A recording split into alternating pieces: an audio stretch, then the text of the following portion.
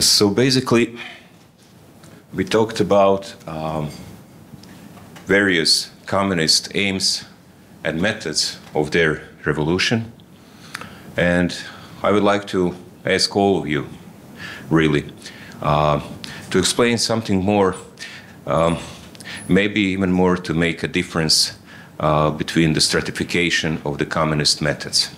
I think that it would be important to explain to our audience that the revenge was not a main motive. There was a system behind making a revolution victorious, and obviously the ultimate goal of communist revolution. So Dr. Harris explained a lot about that. So it seems that those OSNAS lists were the first stage of making communist revolution and making it a victorious one for the goal. Mario also explained us and showed Evelyn Vo's insights on these methods, and of course Dr. Kristo talked a lot about those. So if you can tell us more about this stratification, what do you think was the first stage? Who made these lists, you know, and why did they choose? Of course, you were telling us about this, but why did they choose those particular victims? I think the popularity among people was one of them. I think that to make the death to certain class members, I would say, was one of the goals of communist methods. So this is kind of open-ended question, so if you can have some remarks on it. Thank you. Me? Oh, yeah.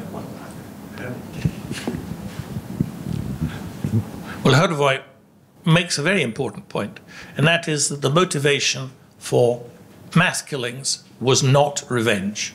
And when we hear people say, oh, well, it's just automatically after a war and people have been killed and so on, revenge. Well, that was not how it was done. Actually, I would even say, when you look at the accounts of people who actually got away, who were destined for death and so on, you're struck not actually by the importance of personal revenge, but actually often of personal kindness. The number of people who managed to avoid death because they knew somebody who was wearing a partisan uniform, but who actually knew members of their family and so on, is extraordinary. So we shouldn't think about what happened as exactly as some kind of outburst of emotion. It was planned, but of course a lot of the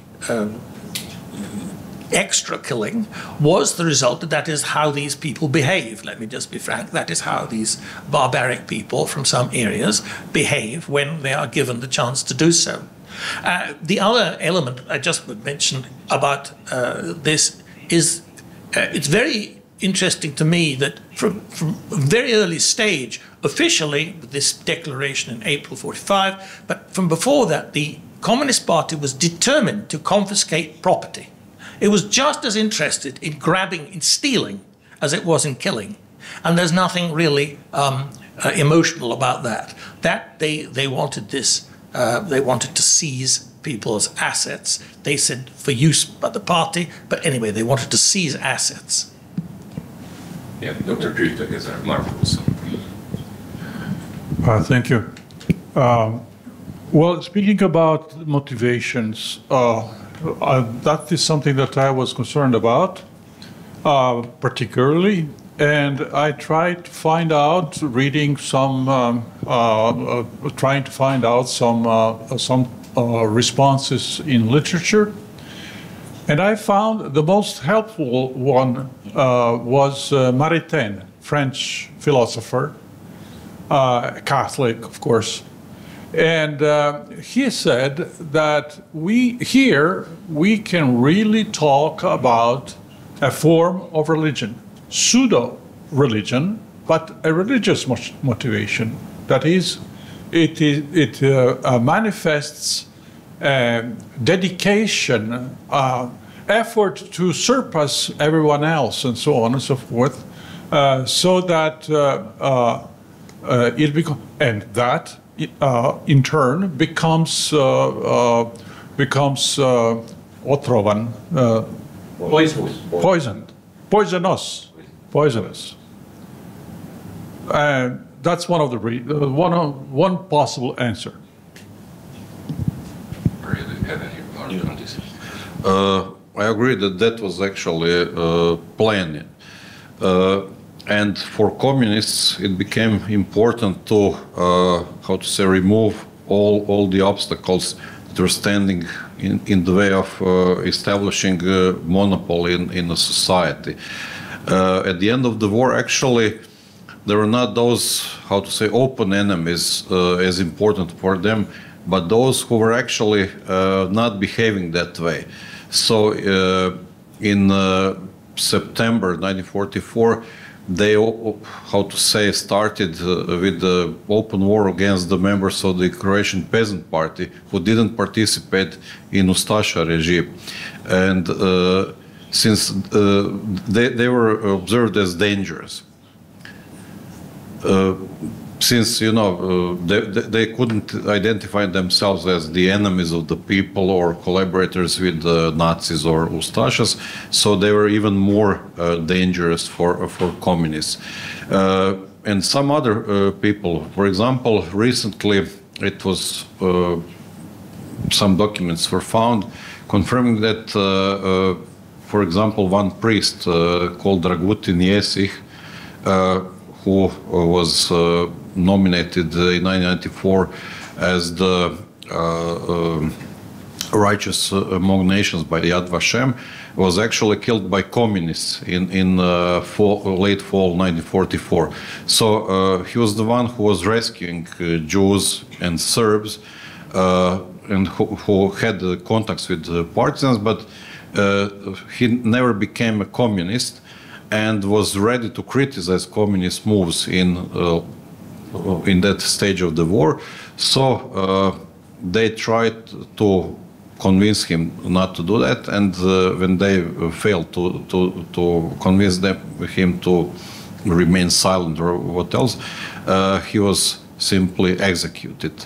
Not to be an obstacle to the establishment of their power in that part, actually at the outskirts of Zagreb.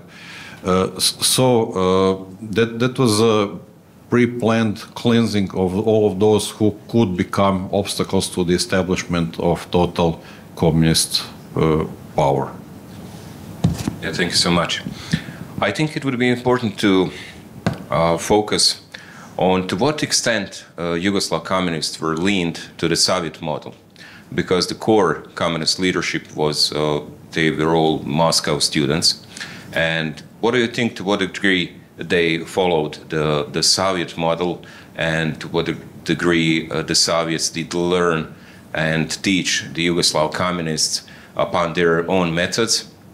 And do you think that there are some variations, or that makes Yugoslav communist methods some kind of endemic, I would say, in this space? Mario, maybe you could lean on that, because the Soviet military mission was here also. Yesterday we heard that OSNA was based basically on Soviet model of this secret police. Do you think that we can agree upon that? Yes, we heard yesterday actually that OSNA was founded, actually they followed the model of NKVD, and actually other communist or partisan institutions were based on the models already set in the Soviet Union before. So they were really following what was going on in Soviet Union, and also their methods reflected those methods. As you said, most of those leaders of the party actually spent some years in Soviet Union, especially in the 1930s, and they could see what was going on. Probably some of them also participated in these Stalinistic purges. So they were applying to Yugoslavia now, what they actually were doing, some of them were doing even before the war. So I would say in the last stage of the war and immediately after the war, Yugoslavia was actually kind of a small version of the Soviet Union, unlike all other actually East European countries, because it had its own communist movement. Tito, unlike other communists or other leaders in Eastern Europe, was not merely a puppet of Soviets, but he had his own army, his own services, but he was copying what could he see in Soviet Union. Yeah, thank you so much. I think it's very important to point out the fact that they were based on Soviet model, and because of the fact of the 1948 breakup with the common form, there is this way of thinking that Yugoslav communists were endemic in their core and so much different from the Soviets. Dr. Harris mentioned, Mario also, that there were some amicable, I mean friendly approach and some episodes of friendly approach by the communists towards church or everyone else. And I'm thinking of those friendly episodes towards church, I mean, regarding religious festivities and etc., etc., as uniquely another method to gain a popularity or to fill up the gap which was made by those liquidations and terror. Can you tell us something more about those kind of episodes?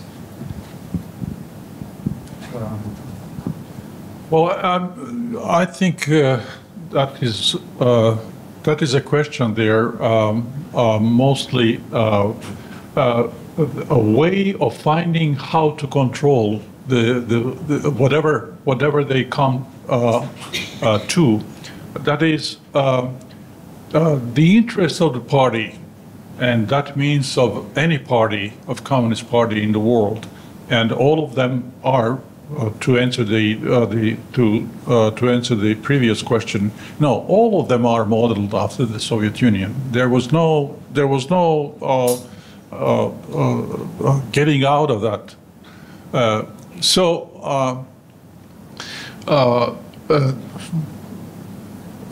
Yeah, I forgot the point. Mario, maybe you could tell us something about those friendly episodes.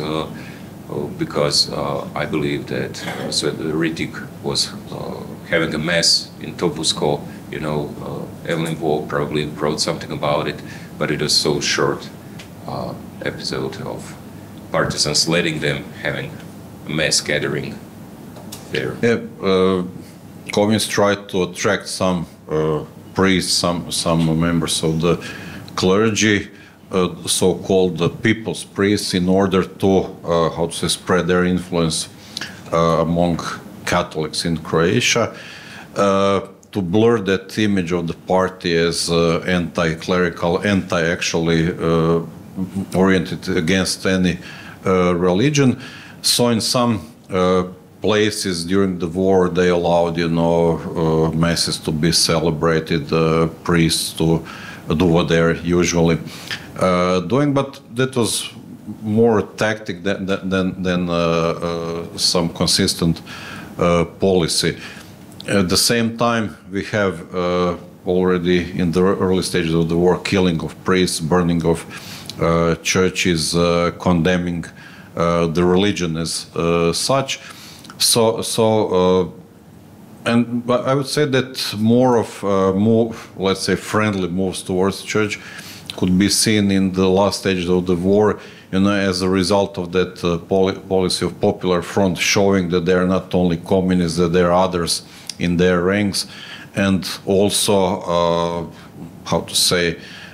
performing, actually trying to portray themselves as tolerant and those who could be accepted by all inhabitants of Croatia. So people like Ritik, who was, let's say, well known guy in Zagreb before the Second World War, a parish priest of prestigious Church of St. Mark in Zagreb, who was also of very strong Yugoslav leaning.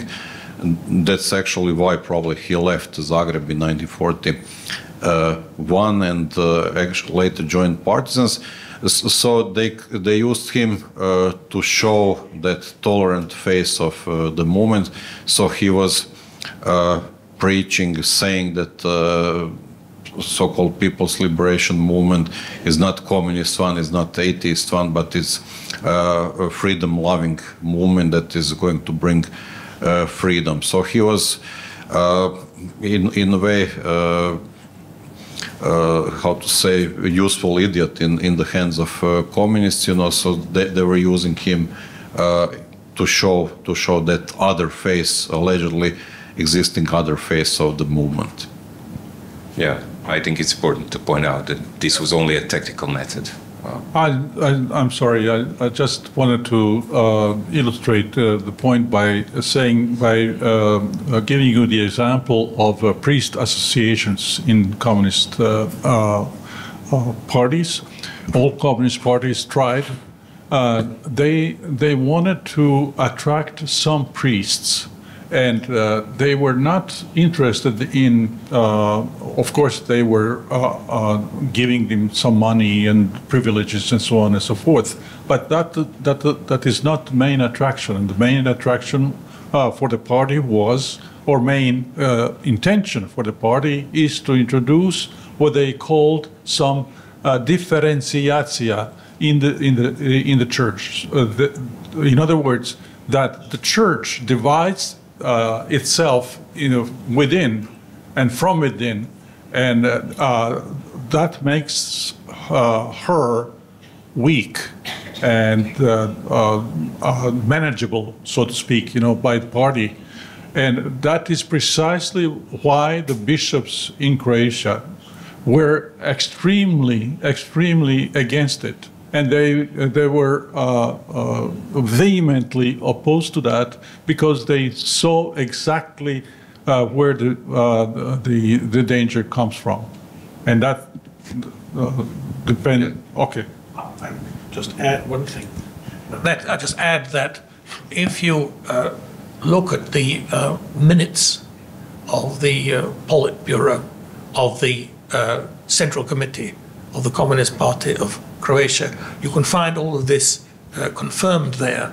So that this figure, I'd just like to mention, Ritic is one very important figure in this. The other one, I think not sufficiently appreciated, is Ivan Krajačić Stevo, who understood Croats. Well, he was a Croat. He wasn't afraid of being Croat.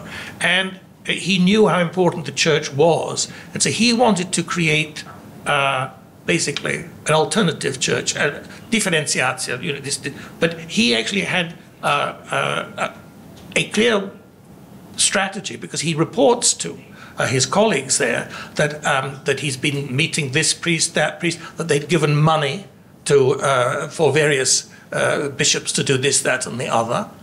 And there is one, I can't remember the date of it now, but it's an early one, where you actually have an account of the party wanting to know, doing a survey of to whom the parties should give money, which parishes should receive money, allegedly because in order to deal with problems, with suffering and so on. But actually, the condition of this is that a report has to be given of the political views of each of these priests, and so therefore. You find the party is able to use all sorts of means, devices, and never underestimate, incidentally, the importance to the party of people denouncing one another. The basis of the confiscations and the accusations that were brought so as to confiscate goods, this was based on massive reports by people against their neighbours, presumably because of greed. Party could never operate in a vacuum. Thank you so much. And it's so important to point out that the will for the control of the society was in the core of these communist regimes all over. I think that we're ready to take some questions from the audience, if you have any. And I would kindly ask for you to ask a question and not give a commentary, if it's possible. Sure.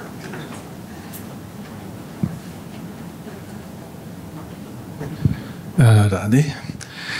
Hvala lijepo, ovo je bilo informativno. Nisam bio jučer, ja sam Dalibor Medvedović, samo da se predstavim, pa me zanima jeste li govorili o ovoj strani problema, da tako kažem, ustaškog režima. Da li je neko izlaganje dohvatilo to područje? Znači, ne komunističko, to znamo svi kako je to išlo, nego ovo što ne znamo. Konkretno, način na koji je devastirana Hrvatska i posebno bih skrenuo pozornost na sintagmu da se hrvatske oružane snage su se povlačile. Mislim da nisu iz mojih vlastitih izvora, mislim da je to bilo mobilizacija. Oni su mobilizirani u rat, izvedeni iz države, izručeni neprijatelju na bezuvjetnu predaju. Otprilike, evo taj kontekst me zanima jer čitavo vrijeme propuštamo takve informacije. Hvala.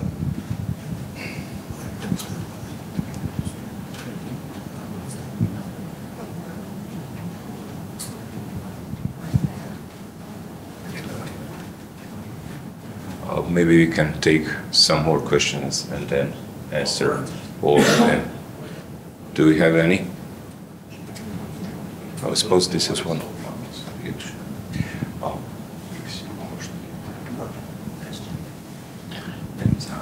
Pa s obzirom da je pitanje na hrvatskom, onda ću ja na hrvatskom odgovoriti za promjenu.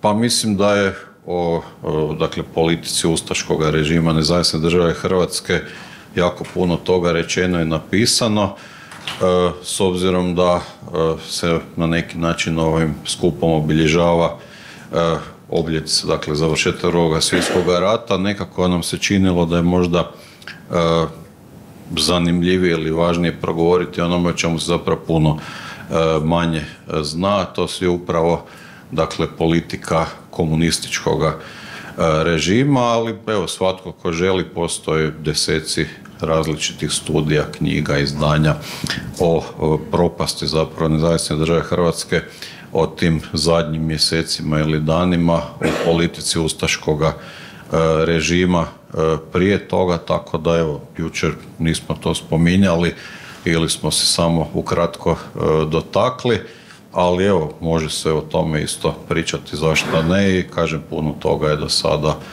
obrađeno, napisano, objavljeno, nije nikakva tajna o tome što se događalo u to vrijeme. So, if there are no... there is... Do you have a question? Yeah. One more and that's it. Shall I ask in English or in Croatian? What you prefer? Okay. I would like to ask all of you, and anyone that feels that can give the best answer, please. In my opinion, since the French Revolution, it started that was always persecution of the clergy, independent farmers, people that can live independently from the state,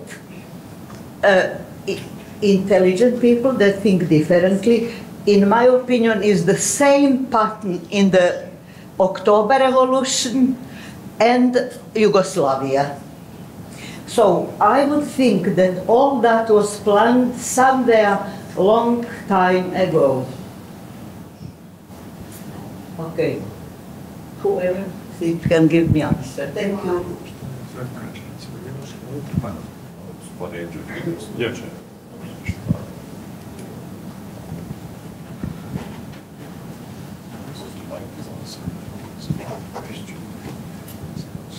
Well, There is, of course, a direct continuity between the French Revolution and the Bolshevik Revolution, and that's the important thing. I don't think we need to search around for some sort of secret, hidden force. It's really the flow of ideas which runs right through, of course, to Marx, who's interested in 1848, which is the link with 1789, and Marxism, Leninism. Lenin then adds should we say the dictatorship, effectively the dictatorship, and then Stalin. One doesn't want to say a good word for Stalin, but really Stalinism did not exist as an ideology. It was Marxism, Leninism that existed as an ideology. And Stalin added a certain element of paranoia and peculiarity. So there is, I mean, I agree that there is a continuity there, including, of course, continuity of persecution of the church. Thank you very much. And thank you. I think that this is a remarkable ending to our panel today. We are out of time.